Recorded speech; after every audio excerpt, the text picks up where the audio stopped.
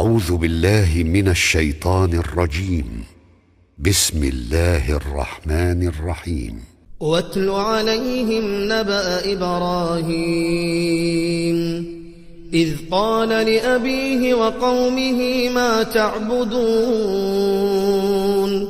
قالوا نعبد أصناما فنظل لها عاكفين قال هل يسمعونكم إذ تدعون أو ينفعونكم أو يضرون قالوا بل وجدنا آباءنا كذلك يفعلون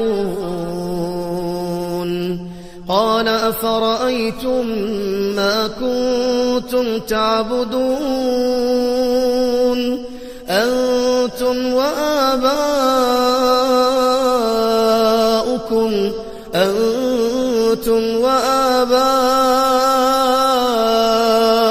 الأقدمون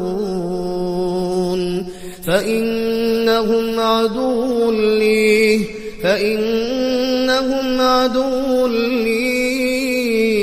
إلا رب العالمين.